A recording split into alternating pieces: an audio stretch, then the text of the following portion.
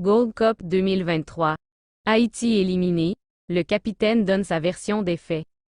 Les rumeurs les plus ronflantes laissent croire que le vestiaire des Grenadiers n'était pas en odeur de sainteté au cours de la Gold Cup 2023, et pour cause, Haïti a été éliminé au premier tour de la compétition. Ricardo Adé, capitaine des Grenadiers dans une interview accordée à Gerby Meyer, ancien présentateur de 109 Sports sur Radio Magic 9, le capitaine de la sélection haïtienne de football, Ricardo Adé, a fait le point sur l'ambiance qui régnait dans les vestiaires des Grenadiers au cours des 3 rencontres disputées.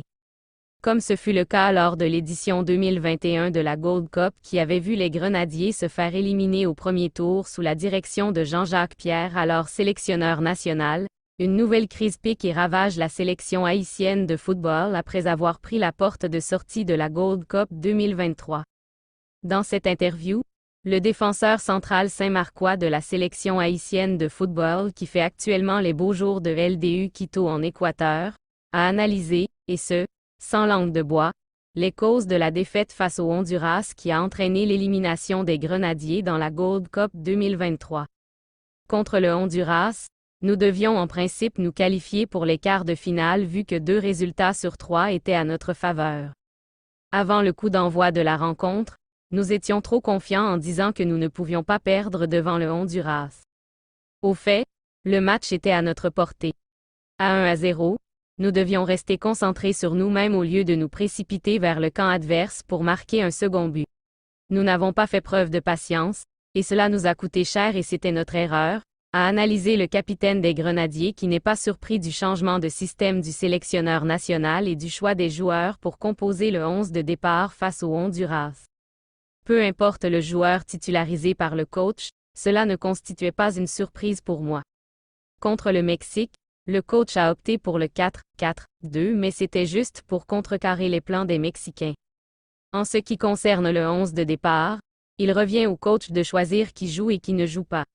Tous les joueurs qui étaient là, ils étaient tous motivés, concentrés et déterminés à offrir le meilleur d'eux pour faire gagner la sélection nationale, a fait remarquer le joueur formé au Baltimore SC de Saint-Marc et passé par le Don Bosco FC de Pétionville avant de s'exiler au Chili et de rallier l'Équateur. Je ne veux pas pointer du doigt ceux qui sont coupables en ce qui a trait à notre défaite devant le Honduras et qui a causé notre élimination. En fait, nous sommes tous coupables. Erreur ou pas, je crois que j'avais tout donné ainsi que les autres Grenadiers. Cependant, je suis déçu et je ne trouve pas les mots justes pour nous excuser devant notre public qui attend beaucoup mieux de nous.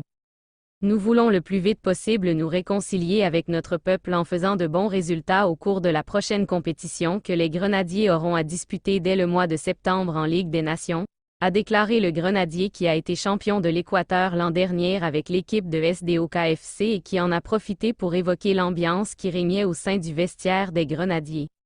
Le vestiaire n'était pas divisé. Certes, il y avait de mécontentement, et ça arrive même dans les grandes équipes. Dans le cas de Nazon qui devait, selon l'avis des fans, quitter le terrain face au Honduras, il incombait au coach de décider s'il change ou ne change pas Nazon. Il n'y avait pas d'intouchable au sein de l'équipe. Je dis et je répète ce que j'ai vu au sein de l'équipe nationale, a tranché Ricardo Adé pour couper court aux rumeurs prétextant qu'il y avait des scènes discordantes au sein de l'équipe nationale. En guise de conclusion, Ricardo Adé admet que, dans la défaite, il y a toujours ça. Les détracteurs peuvent toujours en profiter pour tout inventer. La Gold Cup étant terminée pour nous, il revient au coach de dresser son bilan et de prendre les décisions qui s'imposent.